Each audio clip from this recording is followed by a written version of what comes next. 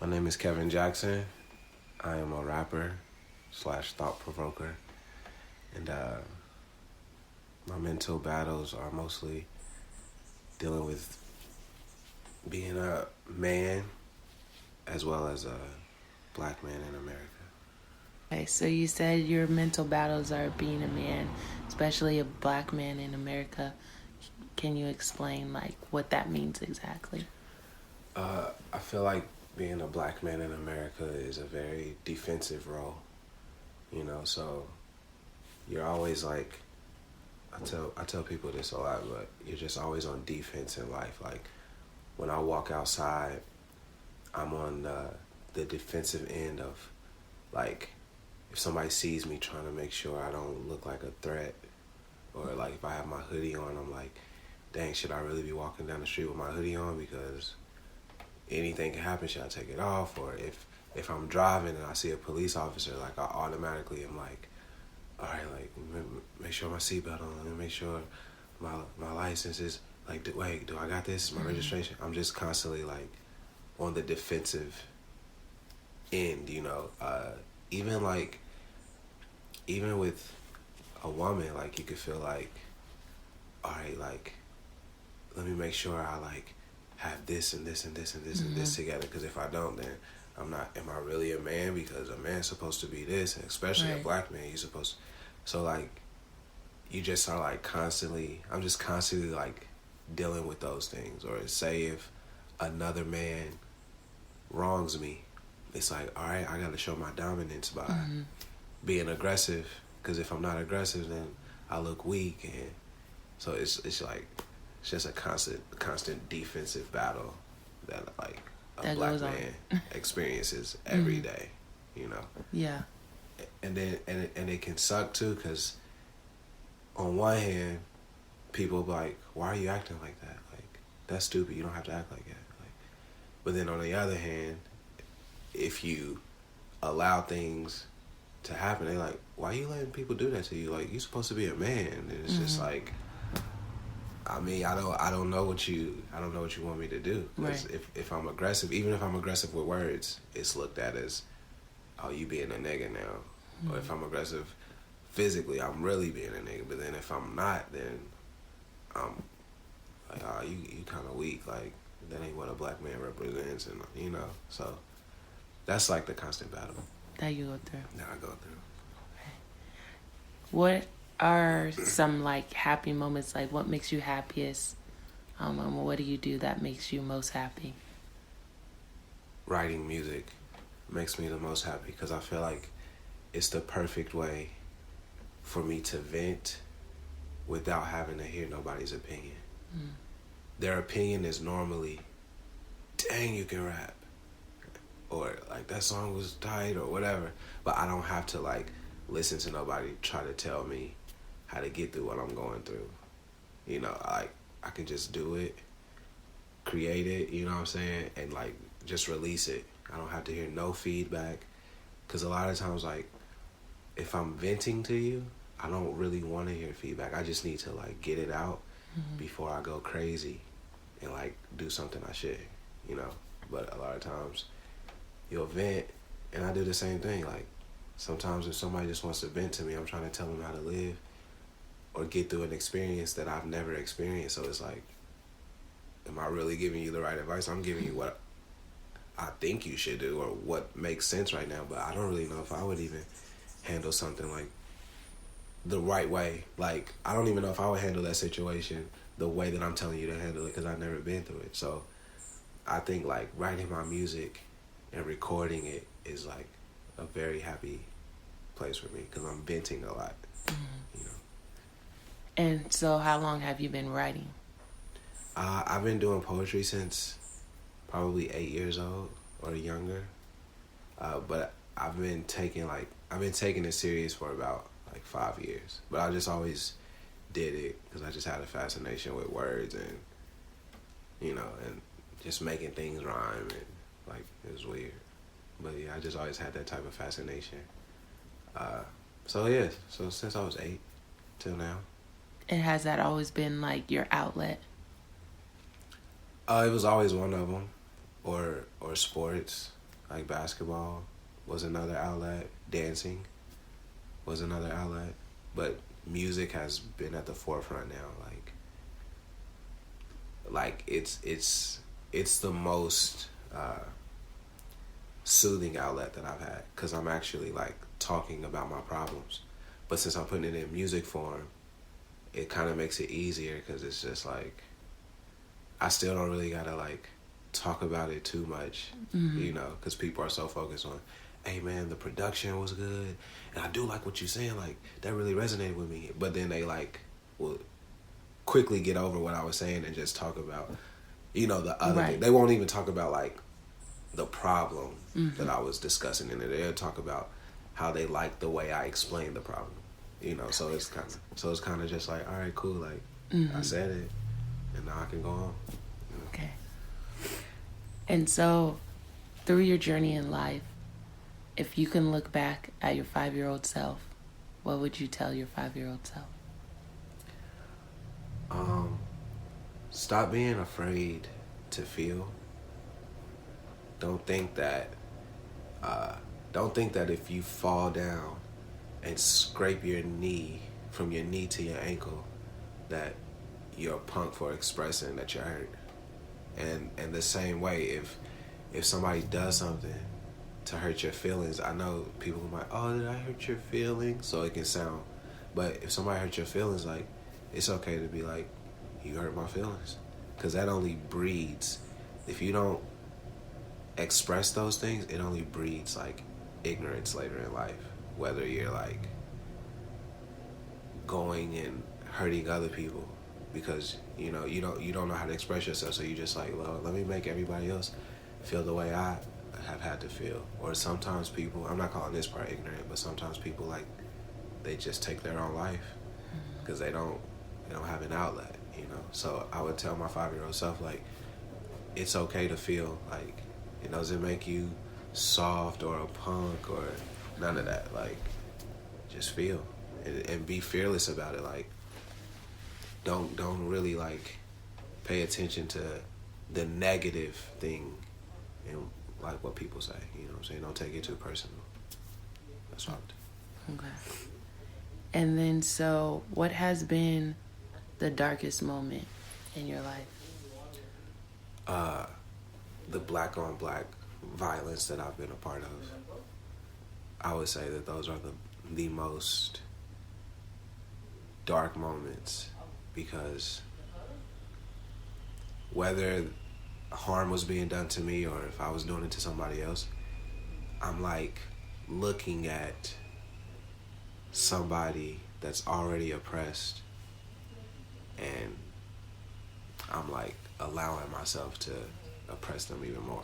Or I'm feeling oppressed, and then my own people are oppressing me even more. So anytime I've like been in violence with another black person, it just makes me like, as immediately afterwards or even during, it just makes me feel like, wow, like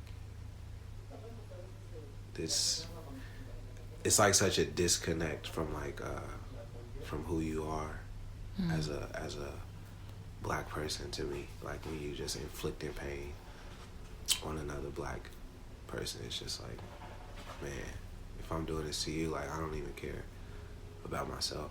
Right. So that's what, Because you're doing it to yourself, essentially. Yeah, you doing it to yourself. Wow. You know. And so, when you're in that moment of either causing, well, let's say you're in that moment of causing harm to somebody else, what is like going through your mind in the thought process in the moment? In the moment, nothing. It's just emptiness. You know, you just like, it's like, you know, you're doing something wrong, but then in some sick, twisted way, you like, well, I don't care. So then in another sick, twisted way, it's like, oh, I don't even care about myself. And so your mind is just, well, personally, my mind is just like blank. And I'm like a stereotype. I've like gone from being Kevin Dwayne Jackson Jr., this human being, to nothing but a stereotype. I just turned into a definition. And a definition is like, I mean, there's words there, but it's not really nothing else besides an explanation. So that's all I become in that moment. And so I don't really feel nothing. I mean, I guess rage, but it's just like, yeah, just nothingness. And so, what has brought you out of those moments? Beginning to learn about myself. It really brought me out, because my dad would talk to me about having integrity as a man, you know, especially a black man, because that's the life he lived. So he always spoke to me from a black man's perspective, because he said, I can't speak to you from just a man's perspective, because there's many different types of men. I have to speak to you from the black man's perspective. And so when I used to fight other people from different neighborhoods over what street we grew up on, right? And then one day I was like just looking, I was just staring at my street sign, and I was like, I don't even like own this street. It's like owned by some white man that's like happy that we doing this. But we'd be like, F the system and all this, but then we fighting for the system. And I just really looked at it and was just like this is crazy. You know, like, what type of integrity do I have? I'll like go and kill my people for another race that doesn't care about me. That's not having integrity at all. Like, I'm not standing up for my people. So that moment like really like made me like snap out of it. And I still got into fights after, but it wasn't like, it was because of like this new mindset I had got.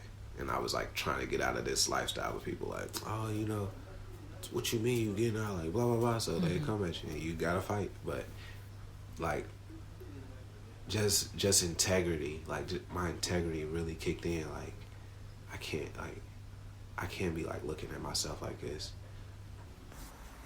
Okay, so what is your mental perspective? My mental perspective is war. I'm always at war with myself, which then provokes me to be at war with others at times when I feel that they've wronged me, without having a clear vision of why they did what they did. I'm just immediately at war with them. Most of the time because I'm at war with myself every day. I wake up. And so how important is it to you to have your mental peace and to keep your mental peace? Man, it's the most important thing in life. It's the most important thing in life, because it just it's just a reflection. It's a constant reflection. You know, like if the world was full of mirrors, like as soon as you walked outside, if everything was a mirror and you didn't like what you saw, you would straighten it up at all times. Like you would constantly be checking yourself, like, all right, like let me check myself, make sure I'm presentable. I feel like it's the same with your mental space. You should constantly check it and make sure it's in a presentable like form. Even when it's hurt, make sure if your mental space is low, like make sure you're in a place to recognize it, and then also recognize it's okay that I'm in this space, and it's okay to talk to somebody about it, instead of like instead of just tucking it away. Because it's like if you walking down the street and your shirt is halfway tucked in, you just like, oh, whatever. 30 minutes later, the other side come untucked, and you still like, oh, whatever.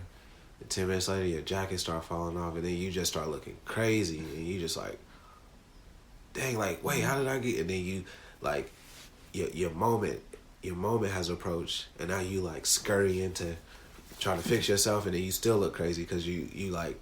But if you like just checking yourself along the way, then when you get to whatever destination you was going towards, you would be like in the right mental space to like handle it instead of fumbling, you know. So I think it's like the most important.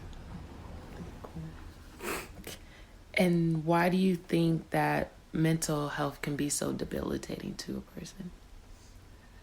Because it's the way you like think of yourself. And so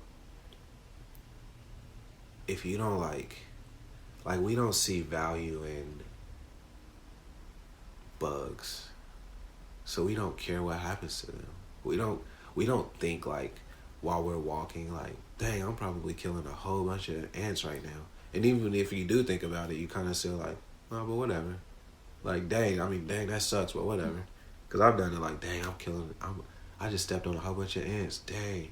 But then 3 minutes later, I'm not even thinking about them no more. As opposed to if I killed a dog, I would probably be like, for weeks, like, dang, I can't believe I killed that dog yesterday, you know?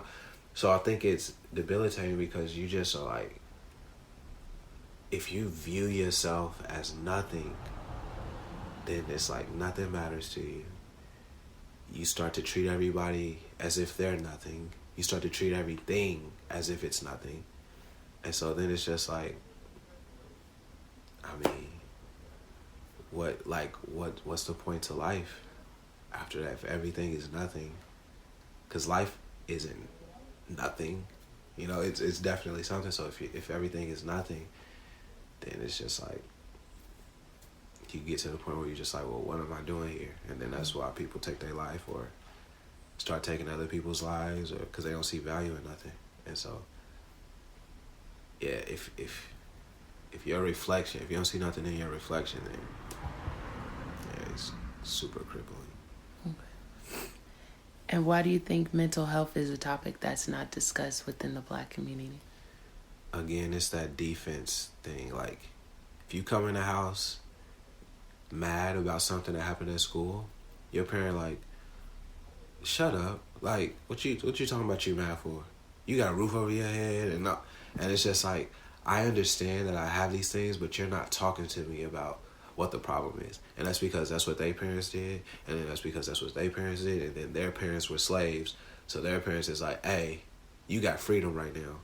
You shouldn't care about nothing else.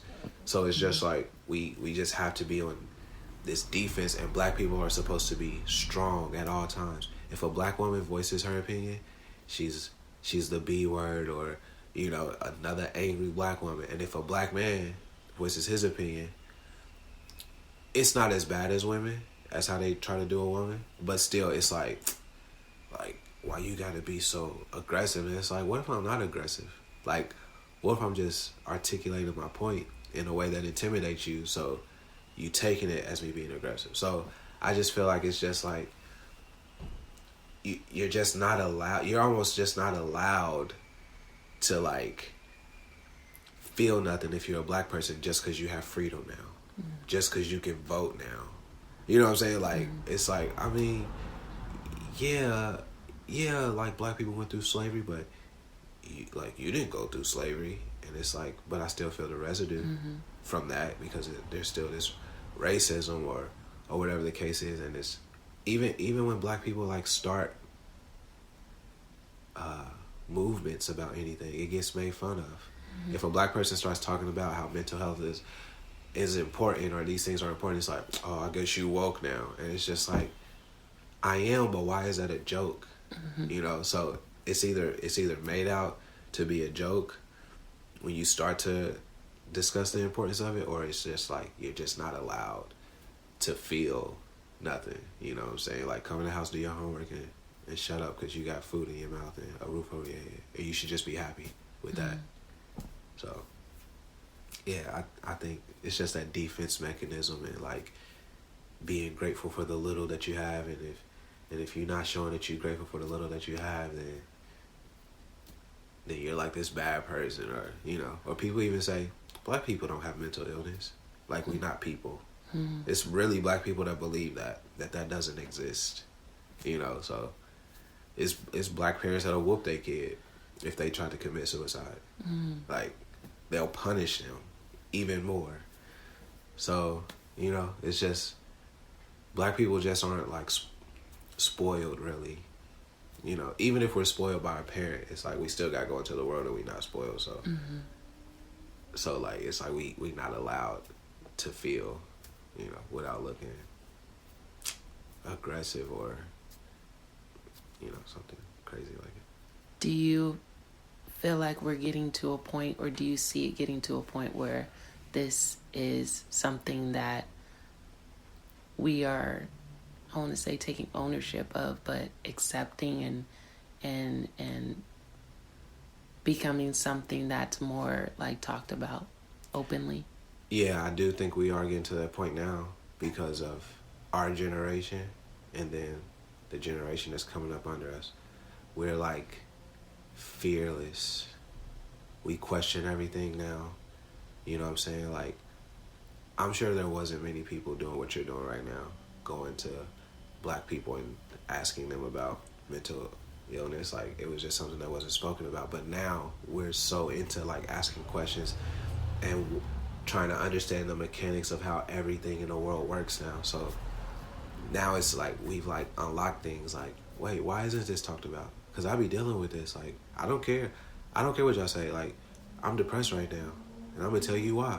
Like, we're so, it's a whole bunch of Tupacs walking around now. Like, Tupac would say whatever, he didn't care.